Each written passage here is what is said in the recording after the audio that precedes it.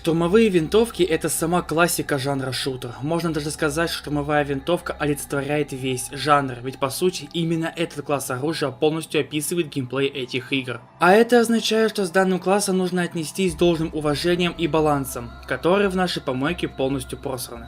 Охуенно. Хотя, конечно же, я несколько преувеличил. Внутри подкласса все не так плохо, не то что между ними. Вообще на ремастер меня подтолкнуло изменение шавух от 1 сентября 2021 года. По сути, разрабы слегка приподняли мелкой и средней калибрики и при этом всем сделали сами подклассы более размытыми. Хотя, конечно же, так в их игре 4 осталось. Ну, например, машина 4, да не это 4, я про Кар 4. Так вот, эта ШВ имеет более 10 единиц урона разницы от винтовки Драгона, хотя глобально это все еще один подкласс. А также разрабы апнули подбор крупнокалиберок и ДМРки где-то в 2 раза. По итогу у нас теперь новые имбы. Теперь для полного понимания изменений немного истории. Мой ролик о штурмовых винтовках вышел в начале 2017 года. Тогда они были представлены всего 3 подклассами. Через год разрабы сменили ОД на ДС и заодно поменяли ШВ с пистолетами-пулеметами по статам, установив крупнокалиберки того времени по урону и выделив несколько мелкокалиберок в отдельный среднекалиберный подкласс. По итогу получился предыдущий баланс ШВ и ПП. В 2021 же году разрабы решили апнуть шавухи и при этом не тронули ППшки. Тот факт, что теперь по статам ПП и ШВ не чисто копипаст, это хорошо. Хотя, конечно, баланс и того, и другого внутри себя хромает сразу на обе ноги. И как раньше я мог говорить, что это один из лучших классов оружия в плане баланса? Идиот. Сразу хочу уточнить одну очень серьезную вещь. Кто бы что ни вякал, а ШВ это скилловый класс. Зайди в любую игру, возьми штурмовку и лишь один геймплей с ними игрок должен себе позволять. Настреливать головы. Payday не исключение. Оттого мне очень больно смотреть, как всякие ракалы, делая свои билды, пихают ебаную приоритетку к шавухам. На мой взгляд, такие билды должны быть полностью засраны и не продвигаться в массы. И это я говорю только про штурмовые винтовки. С пистолетами-пулеметами чуть сложнее, а про пулеметы и миниганы даже думать не надо. В общем, я веду к тому, что любой игрок со штурмовками обязан надрачивать свою руку для шапок и только шапок. Естественно, с допуском тушкострельца, когда в голову попасть очень сложно, из-за, например, дистанции или когда враг упал на спину, закрыв остальным телом свою шапку. Но в любом случае, основной геймплей штурмовых винтовок — настрел ебальников.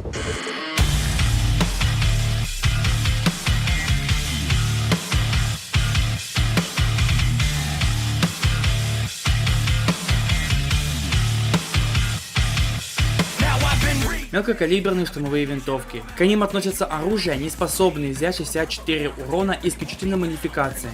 Горы трупов с таким уроном, конечно, не видать, впрочем, как и дефицита патронов. И по сути, это самое главное отличие именно этого подкласса. Но не пройтись по другим статам тупо невозможно. Так что начнем с точности, которая почти всегда паршивая, и лишь глушителями ее можно вывести на приемлемый уровень. Для себя я выделил приемлемым уровнем 80 точности, хотя на самом деле сравнение, допустим, 70 пунктов с 80 будет малограмотным занятием. Дело в том, что большинство карт игры малы по площади, и в 80% случаев бой будет идти на расстоянии не более 10 метров. На этих самых 10 метрах точность редко будет ролять, но как только дело дойдет до снайперской дуэли, там все плохо.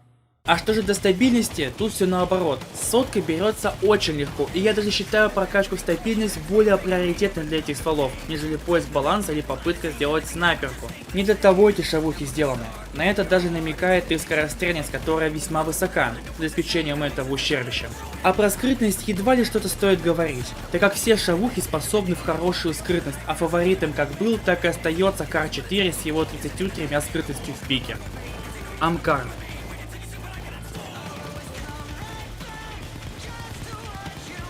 Стартовое оружие, вручаемое всем на халяву, и по сути это худшее оружие игры. Даже стартовый Чимано может вывозить из-за навыков на пистолеты, а у этого дерьма все плохо. Во-первых, несмотря на то, что я подразделяю подклассы в первую очередь по урону, но даже тут он меньше, чем у мелкокалиберных собратьев, когда у остальных свыше 50, у этой же параши при нормальных модулях даже такое не берется. Хотя тут на самом деле разница по брейкпоинтам невелика, даже смешная. Так что поносить Амкар за урон такое, а вот за что можно, это скорострельность. Слишком мало. И я ни под каким предлогом не приму такой скорострел. Про маленький магазин я промолчу, тут спидпул магазин спасает. JP-36.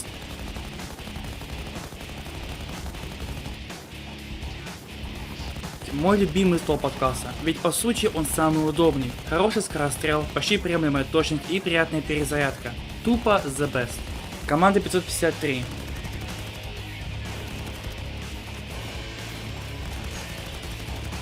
По своей сути это аналог GP36, он правда слегонца хуже по курице из ТБЛ, что на самом деле едва ощущается. А вот что серьезно ощущается, перезарядка. И если тактическая почти не отличается, то вот полная способна отправить игрока в стратосферу на родной жопной тяге. Клэрион.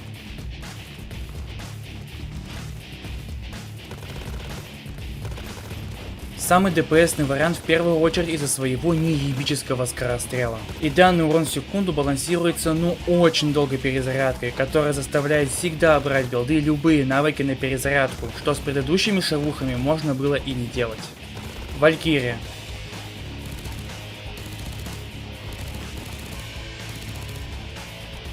Все тоже серьезный скорострел, пусть и немного меньше, чем у Клэриона, и слегка быстрее перезарядка по сравнению с тем же Ганом. До кучи он лучше по скрытности и по умолчанию бесшумен. В целом плюс-минус равные пушки. Для максимального комфорта с мелкокалиберными вам необходима Берсерк и Френзи. Как уже многие знают, такая комбинация навыков дает железный питон и 40% буст к урону, и именно с ним эти шавухи способны двушотить легковиков Зила и квадшотить хэвиков. Также стоит отметить, что при 40% бусте завалить зиловских дозеров с одного магазина не получится, если этот самый магазин не увеличить навыком шквальный огонь или не поднять процент буста от берсерка.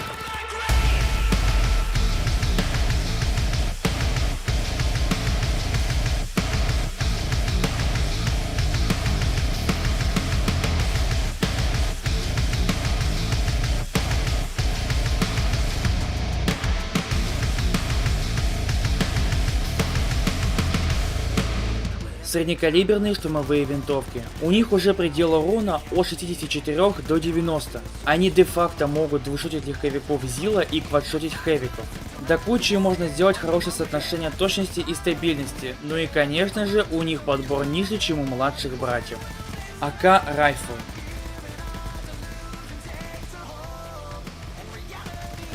Одна из двух винтовок конструкторов, чем и привлекает игроков. Но сначала я рассмотрю ее в стандартной вариации.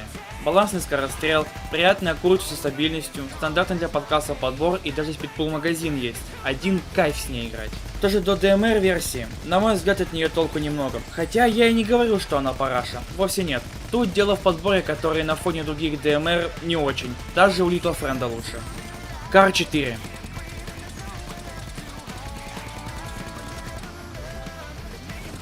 Первая среди штурмовых винтовок, да и на первом слоте в общем, по скрытности.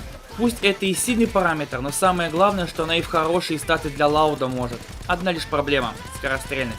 Однако надо же было как-то сбалансировать, пожалуй, самую универсальную штурмовку в игре. А DMR-версия по той же причине не особо важна. ЮАР.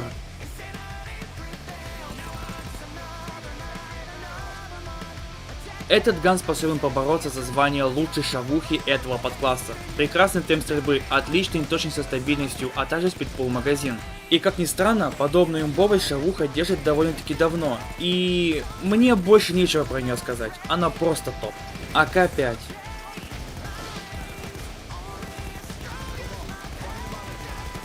По сути, это аналог ЮАРа. Винтовка чуть быстрее перезаряжается и имеет на 2 единицы скрытности выше, жертвуя при этом 50 скорострела и немного точности. Для меня именно последний играет наибольшую роль, но при этом в целом это мизер, так что между этими шавухами я ставлю равно. Гека 762.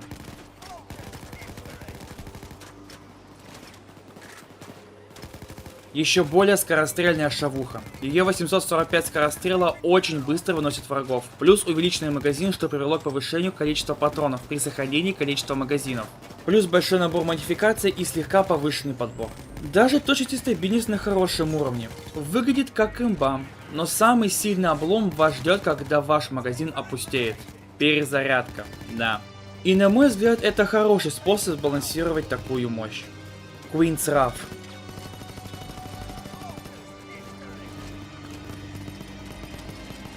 Еще один аналог ЮАРа, но в этот раз тут баланс куда-то проебался. Наплевать на усредненный скорострел, наплевать на усредненную точность, тут все портит перезарядка. Нет, она недолгая, если не доводить до полного опустошения магазина, но чувствуется, что медленней. На фоне такого проеба даже обидно за нее, мне даже очень нравится ее внешний вид. Lion's Roar.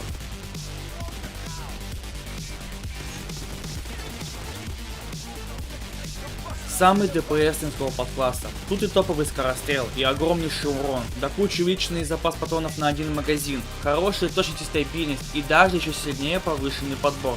Красота!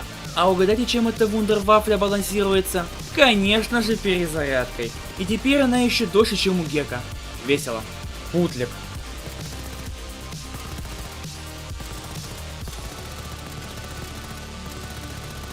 Своеобразный гибрид штурмовой винтовки и пулемета. Главной особенностью пушки является магазин аж на целых 100, мать его, патронов. Также у шавухи еще сильнее повышен подбор патронов. Мелочь, но приятно. А балансирует эту штуку не ахти для пулемета, но вполне годная для шавухи скорострельность, низкая точность и очень долгая перезарядка. Union.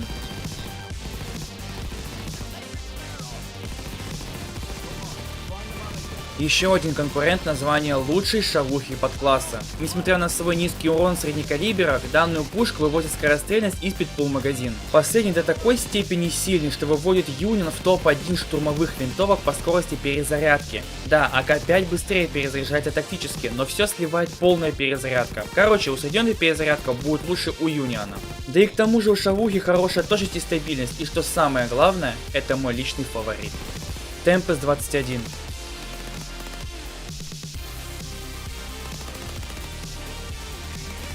Аналог Union, потерявший немного точности и скорострела, но приобрел 3 дополнительных скрытности. На мой взгляд, равнозначно. И я просто не могу обойти стороной локальный мем этой шавухи, а именно звук выстрела с глушителем, из-за чего пушка получила прозвище «Щепкострел». Среднекалиберки я обожаю за их возможность зажимать во все, что движется, и особо не заботиться о патронах, и при этом иметь хороший урон, точность и стабильность. Это классные пушки, но с ними нужны прямые руки, особенно самыми ДПСными. Что же до берсерка? Если вы сможете выжать из шавухи 71 урон и активировать берсерк на 80%, то вам гарантирован ваншот легковика Зила. Ну а по 64 урона с двукратным бустом, думаю, говорить не стоит. Get it.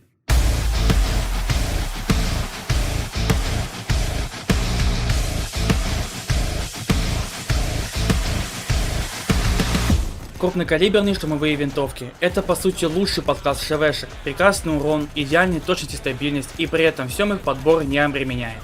Да что уж тут говорить, именно из-за крупнокалиберного подкласса отпадает смысл в двух предыдущих, ведь он тупо лучше. Хотя, конечно, обязательная прокачка берсерка это не универсально, но об этом попозже. АК-762.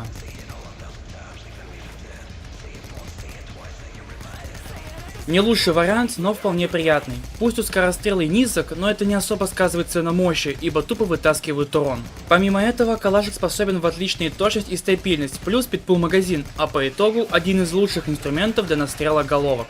В DMR версии калаш хорош, у него остаются все такие же преимущества, как и в обычной версии, а до кучи у него стабильный подбор в 2 пули и иногда в 3. На самом деле это довольно слабый подбор, но даже в стандартной версии из-за скорострела трата пуль будет более точной, так что подбора более чем хватает.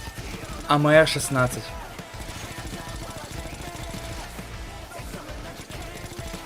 Самая ДПСная шавуха и при этом же одно из самых ДПСных оружий игры. Основной особенностью является высоченный скорострел, однако при этом подбор такой же, и это может вести к постоянной нехватке патронов. Впрочем, не для меня, ведь руку я уже давно набил. А вот DMR версия это легенда. Охуевший ДПС, который даже миниганов на DS стойко шлет нахуй. И это очень странно смотрится, что даже со стороны подбора это слабо балансится. По итогу эту пушку можно назвать лучшей в игре. Eagle Heavy.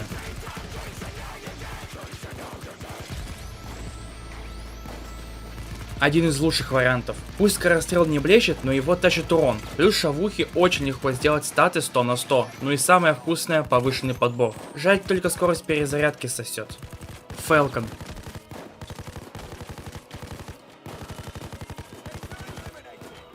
Тупо бафнутый аналог Eagle Heavy. Тут и скорострела больше, и магазин шире. И казалось бы, надо балансировать чем-то эти шавухи. Но как обычно был положен хуй, ибо подбор и перезарядка одинаковые. А еще у Falcon высоченная скрытность. Имба. Гевр 3.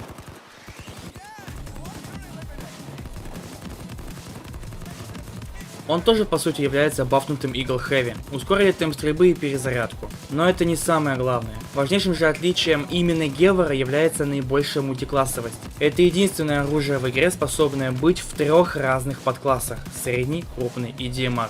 И я, пожалуй, пойду по нарастающей. Как среднекалиберный вариант, Гевар имеет мало смысла. Он примерно на уровне Калашика, только хуже из-за урона. Да, 64 урона тут можно сделать, но это не единственная причина пососа Гевара. Он еще и подбирает меньше, чем тот же Калашик. Короче, это худший средний калибр, но плохим оружием в целом у меня язык не повернется его назвать. В крупнокалиберном же варианте это очень хороший ган. Толковый скорострел, 100 на 100, повышенный подбор и самое главное перезарядка. По этому параметру Гевар очень слабо уступает Калашику и М16. В общем, это очень сильный вариант, но не такой сильный, как с ДМР набором. Можете думать обо мне что угодно, но я прямо заявляю: Гевар 3 лучшая DMR винтовка игры. 100 на 100, приятный подбор, который даже в 80% случаев подбирает 3 пули. Правда, магазина 20 патронов. Но прекрасная скорость перезарядки даже этот минус сглаживает. Мой личный идеал. АК-17.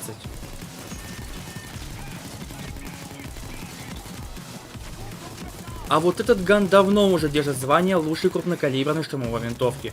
Увеличенный магазин, хороший скорострел, прекрасная стабильность и при этом просто хорошая точность, которая на самом деле едва ли будет отставать от сотки.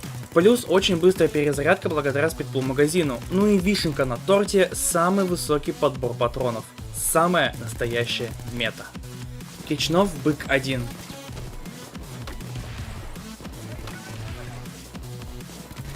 Как же долго я ждал это оружие. С момента появления первого оружия с подстволом, Little Friend, я просто мечтал о подобном оружии крупнокалиберной подклассе, и лучшего варианта, как российская гроза, невозможно найти.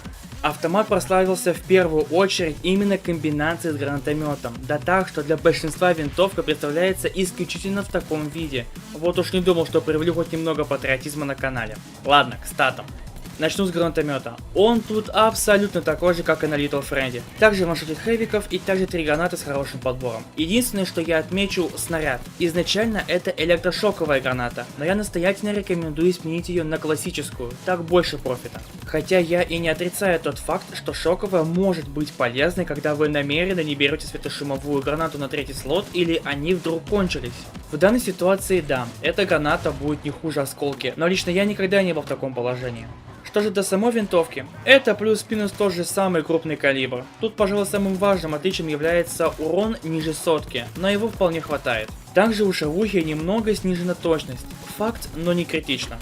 Подбор на уровне Eagle Heavy, а скорость перезарядки на уровне AMR-16. Суммируем. Гроза впервые удалась. КС-12 Urban.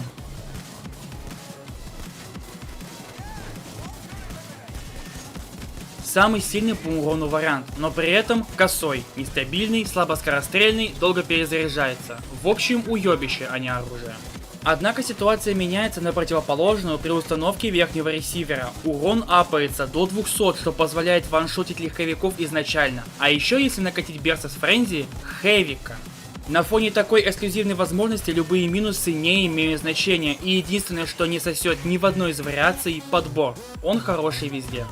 Как бы хорошо я не отзывался об этом подклассе, но есть одна подлянка. Они вынуждают использовать Берсерка и Френзи.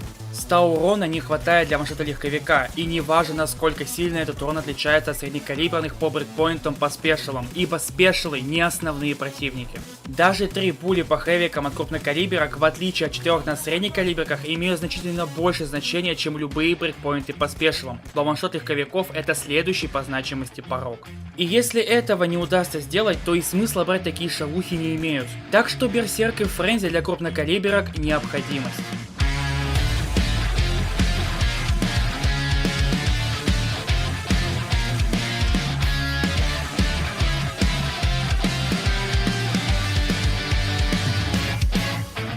Полуснайперские винтовки или более известная DMR, винтовка пехотного снайпера. Это самый сильный по ДПС представитель, но при этом же самый слабый подбор среди всех. И я не думаю, что подбора хватит на постоянную игру, так что грамотнее всего эти шавухи использовать для разъеба спешалов и в особенности дозеров. Ох, как же я ненавижу этих паскуд. И что как не DMR винтовки позволяет мне выплеснуть всю мою ненависть на них? М308.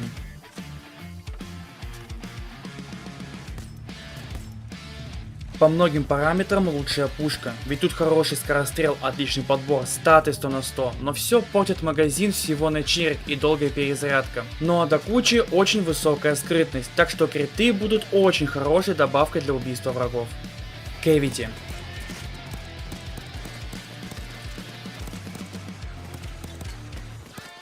Несмотря на свои статы, стоит понимать главную особенность этой винтовки – одиночный режим стрельбы. И на мой взгляд, это самая главная проблема. Просто получается, что невозможно по полной разогнать скорострел. Так что стабильность тут не больно важна, да и в данном случае это можно компенсировать хорошей точностью.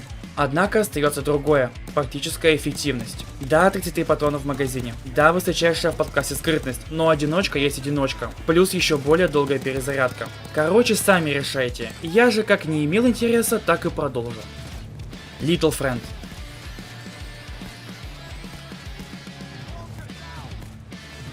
Что говорить об этой имбе? После апа подборов LF зажил новой жизнью. Нормальный скорострел, хороший точность и стабильность, хороший подбор, не очень ущербный магазин, но, к сожалению, такая себе скорость перезарядки. И самая главная фишка – подствольный гранатомет. И этот самый гранатомет ваншотит хэвиков, из-за чего он эффективен как GL-40. По итогу это очень сильное оружие, и единственное, что его по-настоящему сдерживало – подбор. Теперь же и его дохуя. Голланд.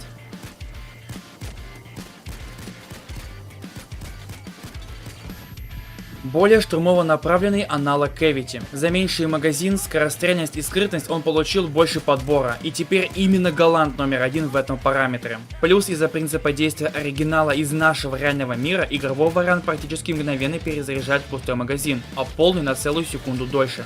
Это такой своеобразный намек, если что. Я люблю DMR винтовки за их ебейший урон в секунду, способный разорвать любую тварь в клочья, а до кучи хорошая точность и стабильность. Правда, подбор не везде вывозит, но это у каждого по-своему получается. Я же совсем обнулскиллился, просто не могу уже с ними играть. Кстати, Берсерк, если и нужен, то только на 50+%, чтобы можно было ваншотить хэвиков Зила. Но лично я не беру зерка исключительно для ДМР, ибо использую полуснайперки как инструмент для разъеба самых жирных врагов. Механика. Думаю, стоит упомянуть одну интересную фишку именно штурмовых винтовок. В одном из обновлений разработчики переработали параметр дальности у оружия. Суть в том, чтобы ограничить эффективную дистанцию того или иного класса оружия, и как все наверняка догадываются, почти все пушки теряют урон на дистанции, кроме штурмовок и снайперок. Снайперки наоборот набирают урон, а штурмовки полностью лишены изменения урона с увеличением дистанции. Это, на мой взгляд, сильнейшая фича именно штурмовок – постоянность. Навыки. В данном разделе я разберу две подветки навыков игры – притеснитель техника и снайпер манипулятора. Обе ветки способны работать шавухами, и ограничением выступает режим стрельбы. Можно даже упороться и вкачать обе ветки, взять шавуху и в процессе ограбления переключать режимы стрельбы для разных эффектов. Правда, я не думаю, что это будет иметь большой смысл. Самым главным навыком для штурмовок является начальный навык ветки притеснителя, он же мертвая хватка. Плюс до кучи можно взять базовую стрельбу стоя от манипулятора для усиления эффекта, ведь удобство – это самое главное для этого класса. Навыки второго ряда я считаю бесполезными и даже вредными, но если точный стрелок возможно и окажется полезным, то вот накатирующие выстрелы наоборот будут мешать главному – настрелу ебальников. Ибо и без того дерганым врагам дается обилка упасть на спину, и тут его в голову уже не забрать. Пожалуй, второй по значимости навык для ШВ – это оружие к бою. Причем я топлю за базу больше, чем за про, хотя некоторым шавухам и про версия будет необходимостью. Шквальный огонь будет хорош лишь на базе, и не для всех будет необходимостью. Ну то есть, например, приятно иметь на АК-17 не 35 патронов, а 50 в магазине. Но является ли это такой же необходимостью, как для М308? Ну вы меня поняли. Про-версию и навык хирургическая точность я считаю недопустимыми для шавух. Конечно, никто не мешает их заюзать, но клеймо рака от ультимата вам будет обеспечено. Про стрельбу стоя я уже обмолвился, но почему только базовая версия? Потому что это динамичная игра, и стоять на месте вы не будете. Мастер винтовок хороший навык, но нужно привыкать к неуменьшенной скорости передвижения в прицеле, а также увеличенному зуму. Меткий стрелок ничуть не хуже собрата с того же ряда, но не для всех шавух он нужен.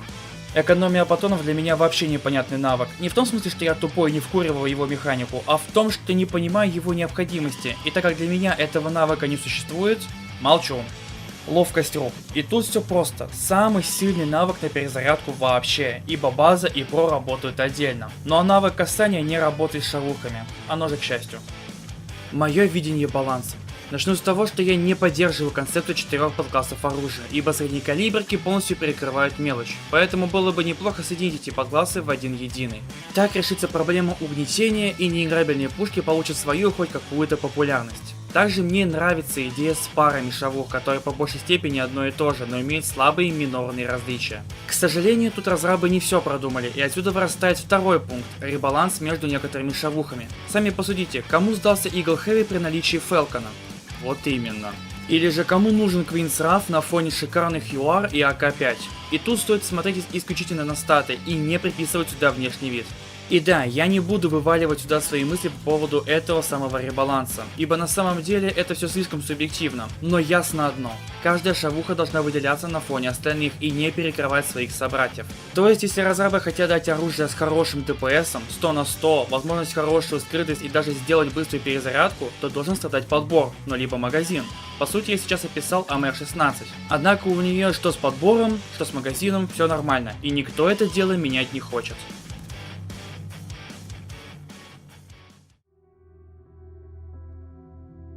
Класс шумовых винтовок — это один из самых лучших классов вообще. Он прекрасен при громких штурмах и не менее прекрасен в тихих операциях. Один из самых скиллозависимых классов оружия и мой личный фаворит. Это бессмертная классика, с которой должен играть каждый, поэтому я предлагаю ценить их больше всех. Ни пистолеты, ни гранатометы, ни снайперки, ни тем более дробовики не заслуживают таких почестей, как штурмовые винтовки. И самое главное, keep those helmets flying.